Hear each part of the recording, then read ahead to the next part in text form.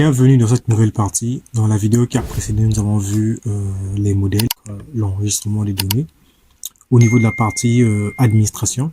Maintenant, nous allons aller au niveau front-end. Nous allons mettre en place notre template qui va nous permettre d'afficher nos produits. Alors, on va partir sur une structure connue de tous, include et extend. Pour ceux qui n'ont pas les bases en Django, je vais vous expliquer. Alors, nous aurons un fichier de base que nous allons appeler base.html. Donc, nous venons dans notre projet, nous venons de l'application Inventory, dans le dossier template, dans le sous-dossier Inventory, nous allons créer un fichier qu'on va appeler base.html. Base.html va compter en fait toute la structure HTML de notre projet. Ok? On va pas avoir plusieurs fichiers qui vont avoir la base, mais la base celui qui va comporter tous les autres fichiers. Donc les autres vont commencer à hériter seulement de lui. Pour ce faire, je viens dans base.html et je vais mettre la structure du code HTML. Pour ce faire, très simplement, je mets un point d'exclamation, entrée, et tout y est. Au niveau de title ici, le titre, je vais mettre bloc.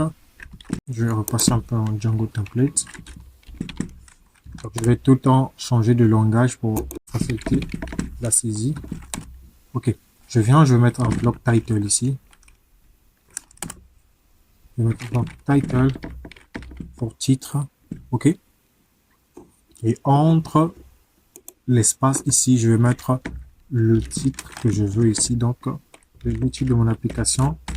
Le nom de mon application, c'est eStock. Est-ce qu'on est d'accord?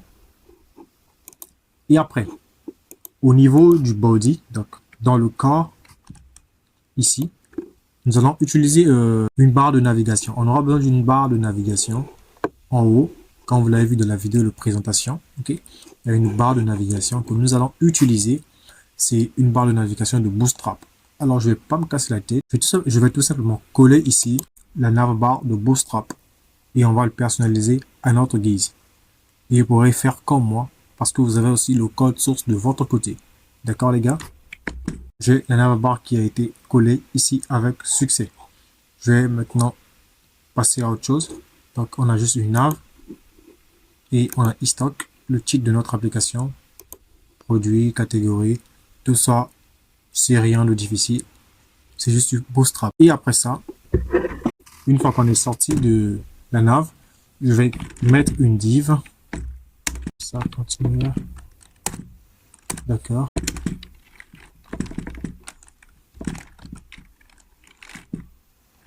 Je mets une condition if. Alors, dans la condition if, je vais mettre un message. Ça va servir, vous verrez au moment opportun. Message. On le prépare tout simplement pour vous. Je vais mettre for. Quand on va sortir de ce fichier, on va pas revenir souvent. For message in message avec S. Ok. Donc pour le moment, recopier d'abord ce que je fais. Vous comprendrez son importance au moment où nous en aurons besoin. Alors je vais mettre alerte.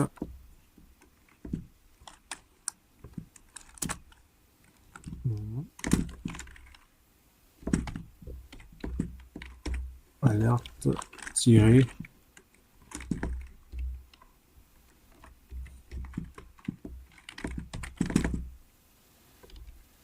message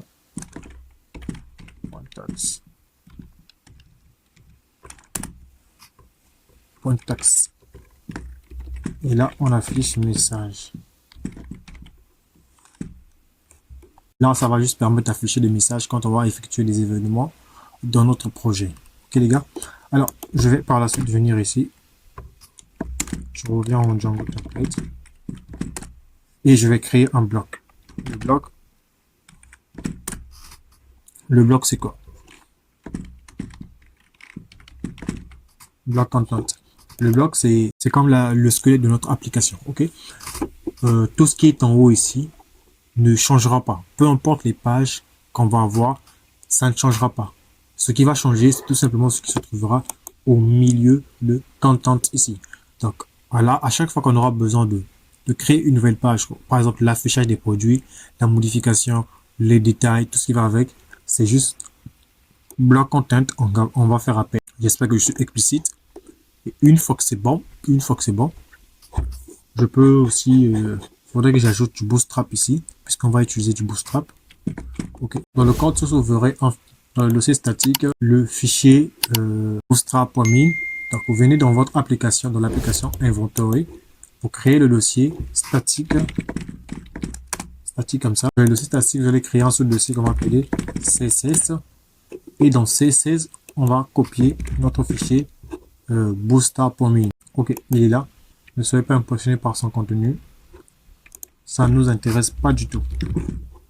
Je copie, je ferme ce fichier. Je viens à l'intérieur de ma base.html. Je viens en HTML ici. Je vais faire un link. Je vais lier en fait mon front-end, plutôt mon style et mon HTML. Je pense que ça vous maîtrisez déjà si vous êtes développeur. En Django, pour faire appel au fichier statique, on utilise toujours le mot-clé statique d'abord. Et on ajoute le nom du fichier. Ça se trouve dans CSS / bootstrap.min. Et comme on a affaire au fichier statique, lors du lancement de la page, on doit ajouter load statique pour charger les fichiers statiques. Là, on a fini avec la partie base. Donc, la base va contenir le squelette de notre application. Ensuite, on va avancer. Je vais maintenant créer un deuxième fichier que je vais appeler comment? Product list. Product list.html va contenir la liste de nos produits. Donc, tous les produits qui se trouvent dans notre application, c'est dans product list que ça va s'afficher. Et donc, pour respecter la structure de Django, nous allons avoir besoin d'utiliser extend pour faire appel à quelle page? À la page base.html. Rien que cette ligne-là veut dire quoi? On récupère tout ce qui se trouve dans base.html. OK? Et qu'est-ce qui se trouve dans base.html? Vous l'aurez deviné, la barre de navigation. D'accord? La ligne qui est tout en haut là. Dans la vidéo de présentation, vous l'aurez vu. Je pourrais vous mettre peut-être quelque chose. On capture l'écran ici. Quand je viens dans Product List, puisque on avait dit tout ce qui va nous intéresser, c'est ce qui se trouve dans Content. Alors, je vais récupérer contenu ici. Le bloc Content. Je viens dans Product List et je vais le coller. Là, je vais mettre juste un message. Bonjour. Pour le moment, vous allez comprendre le pourquoi. Et maintenant, je vais me retrouver dans le fichier views.py. On va tester à peu près tout ça. Je vais modifier le nom du fichier ici. Au lieu de test, je vais mettre product list. On va mettre product list et on va tester ce que ça nous donne. Le serveur est bien démarré. Je viens dans le navigateur ici et je fais comme ça /test. C'est bien que normal, les gars. C'est bien que normal parce que base se trouve dans inventory d'abord. Permettez-moi. Je vais mettre inventory ici. Inventory d'abord. Ensuite, on va dans base.html. C'est bien que normal que Django ne le trouve pas. OK. Je redémarre le serveur. Le serveur a bien démarré avec succès. Je viens là et je vais actualiser ma page. Voilà. Qu'est-ce que vous remarquez? On a la barre de navigation qui est bien apparue et notre message qui est bien là, bien centré, qui est bonjour. Ça, on n'a pas beaucoup souffert, vous remarquez, juste avec du bootstrap. On a affiché déjà un bon truc. OK, les gars. Alors, on va passer maintenant aux choses plus costauds. Dans le fichier views.py, nous allons afficher les données de notre projet. Alors, pour afficher les produits de notre base de données, on vient dans def. Je vais changer le nom, je vais mettre ça product list. OK. Je mets le nom de ma fonction product list. Et qu'est-ce qu'on va faire? Je viens aussi, je vais importer mon modèle. From quoi? From point models. Import. J'aurai besoin de quel modèle? Puisque j'aurai besoin de quasiment tous les modèles, au lieu de les importer manuellement, je peux faire product comme ça. OK, je vais là comme ça. J'ai besoin de récupérer tous les produits. Alors, je vais une variable que je vais nommer product égale à quoi? Product en majuscule, donc produit, point object, point whole. Donc cette requête nous permet de récupérer tous les produits de notre table. C'est équivalent à select étoile from produit en SQL, si vous connaissez bien sûr. Une fois qu'on a récupéré tous nos produits et on l'a inséré dans la variable product, on va l'envoyer maintenant dans notre template. On vient dans return render request, le nom de notre page HTML. Ensuite, je vais placer une virgule ici. Je vais ajouter quelque chose d'autre. Je mets les accolades comme ça. Je peux taper entrée pour gagner en espace. J'ouvre l'accolade et je vais mettre product comme ça. Product, deux points, product. Ok. Je peux mettre la virgule. On sait jamais. Peut-être je peux ajouter quelque chose à la langue. Une fois qu'on a fait ça, notre projet est prêt à récupérer tous les données. Et je vais venir dans les URL, dans le fichier url.py. Il faudrait que je modifie le nom de la fonction. Au lieu de test, je vais mettre product au niveau de l'importation. C'est product list maintenant. Et ici, je vais mettre product list. Ok, on n'a plus le problème. Ça, c'est les URL.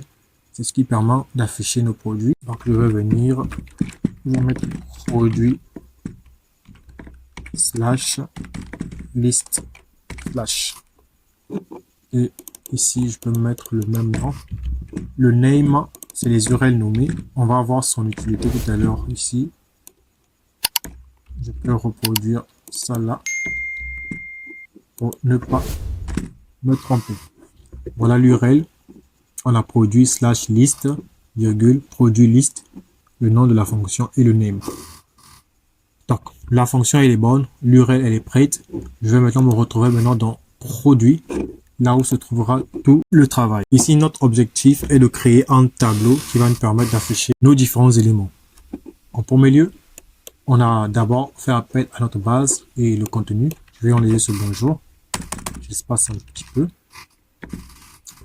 Alors, je vais commencer par mettre en H2. Je prends en HTML. Je vais mettre en H2. Ce H2 va mettre juste en titre. Liste.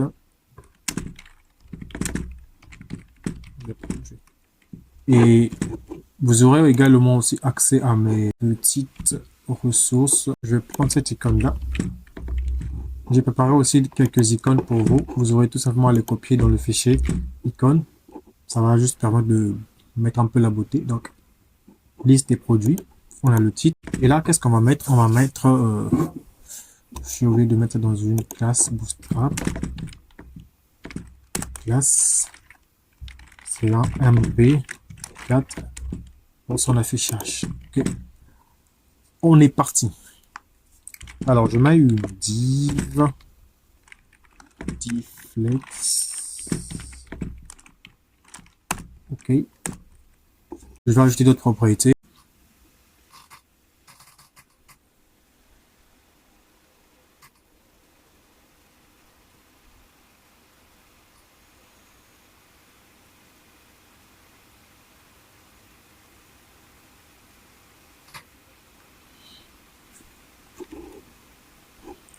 Dans dflex, on met justify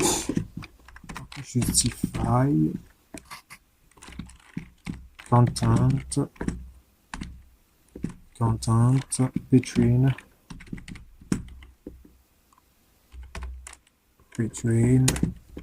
align center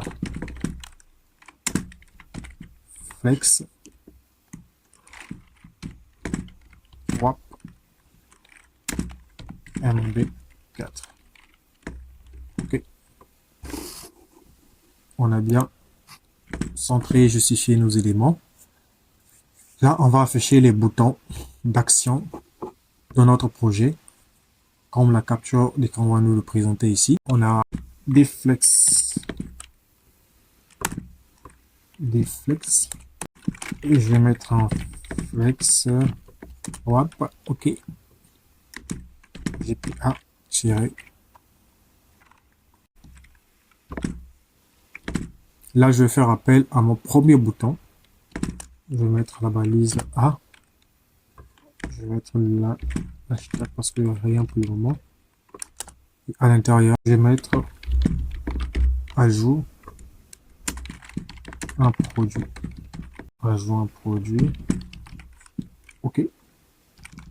Je vais dupliquer la ligne. Là, au lieu d'ajout, je vais avoir besoin de quoi? Gestion de retour. Gestion de retour. Après gestion de retour, on a produit défectueux. Je pense que j'ai oublié quelque chose. Produit défectueux. Et dans le A, normalement, il faut l'ajouter une classe btn tiré btn danger, parce que là, on a besoin de la couleur rouge. Danger. Je vais copier pour aller vite. Je viens ici, je colle. Là, je peux changer de couleur. J'espère que vous avez des notions en Bootstrap, les gars. Vous pouvez vérifier tout ça sur le site officiel de Bootstrap. Primary pour le bleu. Et là, je pourrais mettre Success pour le vert, par exemple. Donc, les couleurs dépendent que de moi. C'est moi qui ai designé l'application, donc je vais donner les couleurs propres à moi. Voilà, voici ce qu'il faut faire pour les boutons. La div qui se ferme. Ensuite, dans la capture d'écran que vous voyez là, on a aussi une zone de recherche qui est là quelque part. Ok, vous avez le code source, vous pouvez vérifier. Forme. La méthode est get parce qu'on affiche et on n'écrit pas. L'action, on peut laisser comme ça. Tout ce qui nous importe, c'est de designer d'abord la logique, on le mettra après. Classe.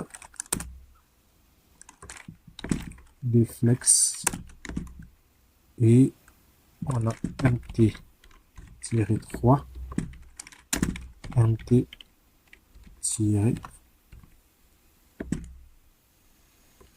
md 0. On a l'input, type test, le name, on va mettre Q, les soldeurs, recherche. Je pense que dans le fichier qui est là, il y a cette partie aussi. Je peux venir tout simplement coller. C'est pour ces icônes là ou ces emojis si je pouvais. Forme, contrôle.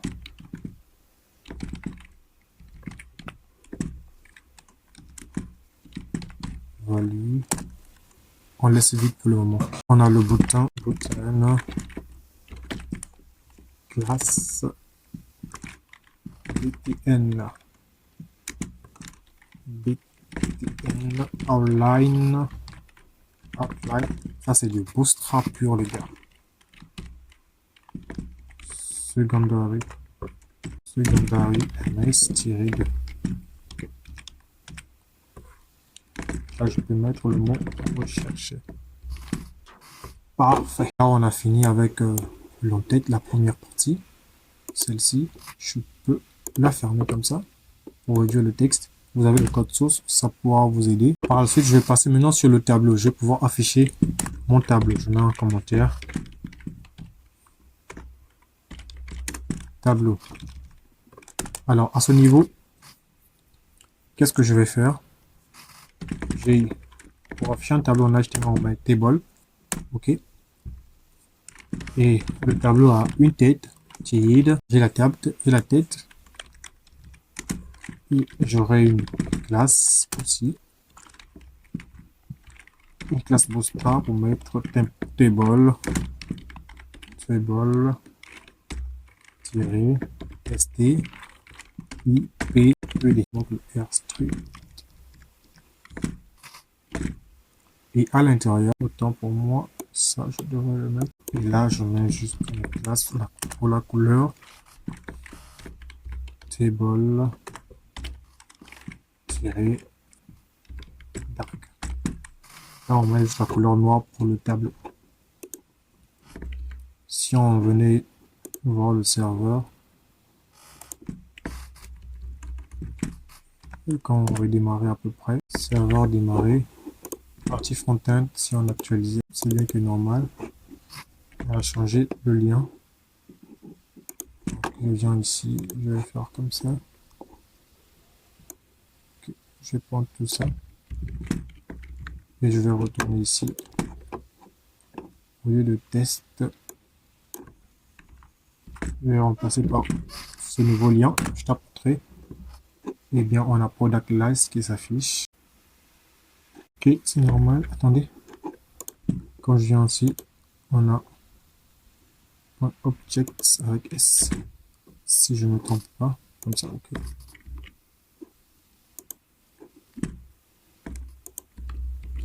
Le serveur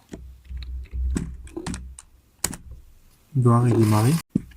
Il a redémarré et quand je viens, je vais actualiser. Voilà, stock est bien là. Ouais, on a bien le bouton gestion de retour, produit défectueux et la zone de recherche qui est bien là. Okay. Sauf que à jour, on n'y a pas stylisé comment. Je reviens là. Il n'a pas reçu de classe ou bien. C'est le normal ici, success 2S. Quand je viens, j'actualise. Ok, on a bien tous nos boutons qui sont là déjà présents. Liste des produits, zone de recherche. C'est parfait. Nous sommes en train de nous occuper maintenant du tableau. Nous allons afficher le tableau en bas ici. Pour ce faire, je vais fermer ça. Je suis ici. J'ai la tête de mon tableau. TR pour les lignes. Le pro TR pour les lignes. Ensuite, je vais mettre le TH, le nom du produit.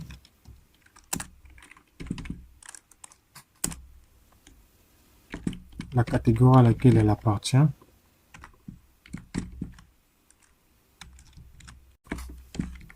Le prix du produit. Ensuite, on a quoi? La quantité.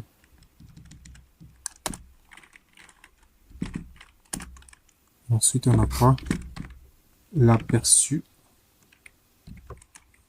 Aperçu. Donc, l'image. Ensuite, on a quoi? On a les actions. Actions. Ici. Okay, on a fini avec le TR. On va maintenant passer maintenant. On a fini avec le TR. On a fini avec le TID. Ok. Donc la tête de notre tableau, on prend le T-body. Mon anglais est pas mal, hein? Donc dans le T-body, on aura le TD, le premier élément qui sera là, qui va s'afficher. Alors pour ce faire, qu'est-ce qu'on va faire?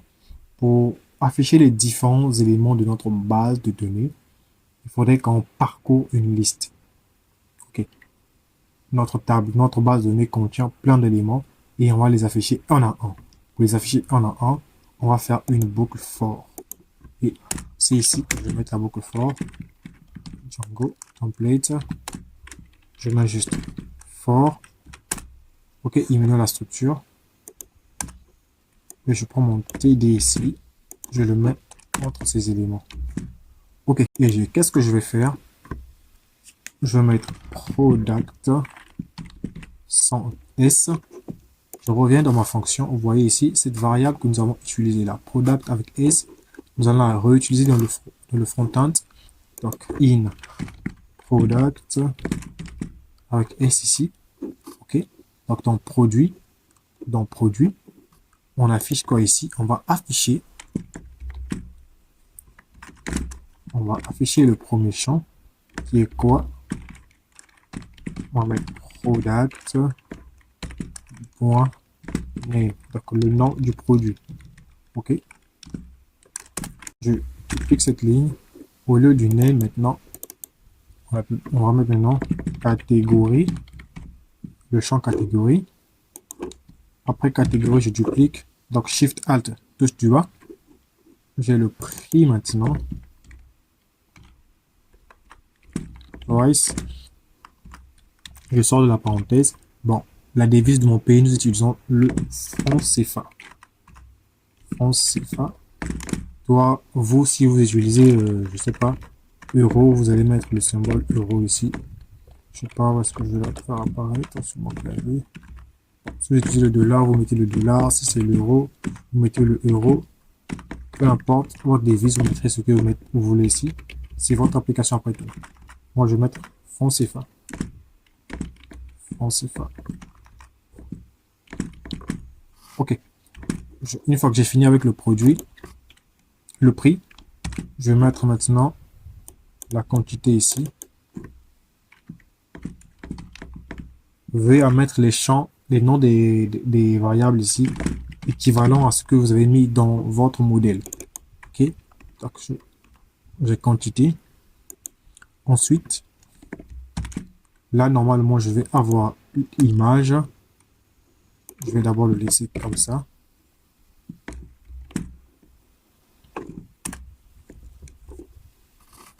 Je vais avoir image. Je laisse avoir comme ça. Ensuite, je vais ajouter un TD. Ici, ça sera les différentes actions qui vont être effectuées. Je vais y ajouter une classe pour le style. Classe. Et flex. Ensuite, j'ai flex.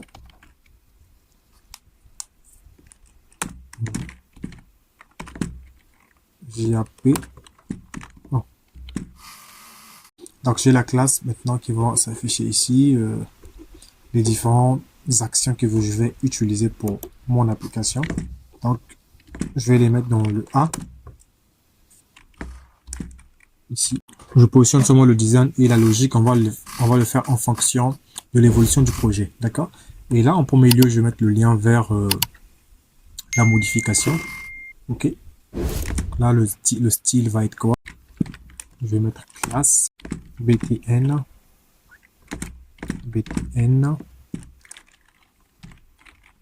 outline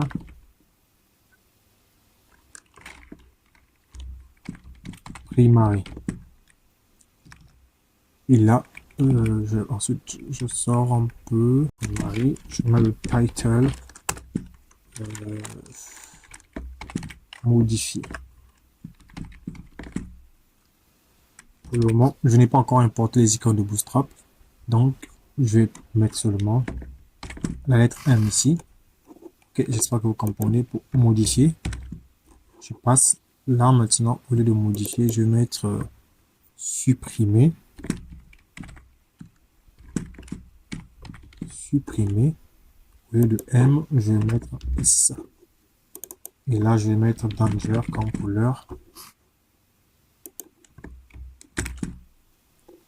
Après ça, j'aurai besoin de ajouter le mouvement. Donc là, je vais mettre une couleur un peu jaune. Warning pour attention, warning. Je vais mettre je vais mettre ajout AM, ajout mouvement. Et pour finir, je vais mettre maintenant détail D. Si je vais mettre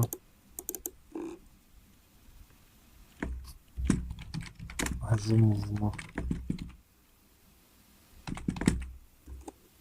Si je vais mettre détail. Donc là, on affiche tout ce qui se trouve dans la base de données. Ça, c'est les informations. Et là, c'est juste les icônes, donc les boutons pour les actions. D'accord. Et on ferme notre boucle ici avec le N4. Et dans un cas où s'il n'y a pas de produit enregistré dans la table produit, qu'est-ce que nous allons faire? On va afficher le empty Je vais faire comme ça. Empty. Ok. Empty, c'est comme le else du if. C'est comme le else du if. Donc, s'il y a ceci, affiche là. S'il n'y en a pas, affiche ceci. Je mets un tr d'abord. Et dans ce tr, je vais mettre un td pour afficher mes éléments. Je vais un peu designer ça. Je vais mettre un collapse pour coller tous les 6 lignes. Et je mets une classe text center pour centrer mon texte. C'est parfait. Et là, je vais mettre aucun produit disponible. Bon. Et je ferme le N4 ici. Je retourne sur mon front-end et je vais actualiser pour voir ce que ça donne. Voilà. Notre tableau est bien apparu. On a le produit qui est là, la catégorie, le prix, la quantité, l'aperçu. Ça devrait être une image, mais comme on n'a pas encore configuré, ça reste comme ça.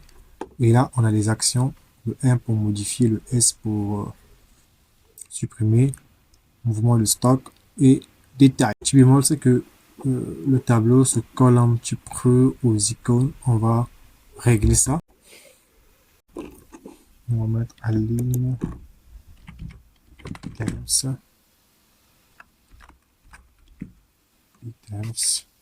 center. Ici c'est 6 tiré. Je pense que c'est ça qui causait le problème. On l'a réglé. Je vais essayer d'actualiser. Voilà, c'est parfait. Alors les gars, dans la vidéo qui vont suivre, on va gérer les autres éléments parce qu'on a fait une recherche. Voilà, on a affiché les éléments. Si dans le cas où je viens dans l'espace d'administration, je supprime mon produit, je supprime le produit qui a été enregistré là. Oui. Il n'y a plus de produit et je viens sur le front-end comme ça et je vais actualiser. Voyons, on va me dire aucun produit disponible. Si je viens, j'en ajoute, je choisis la catégorie, le fournisseur, 125, je mets 60, n'importe quoi, TV, autant pour moi, et ça je gère pas trop, j'enregistre. Un nouveau produit a été ajouté, je viens, là on met aucun produit disponible, j'actualise, et voilà, le nouveau produit a été enregistré avec succès.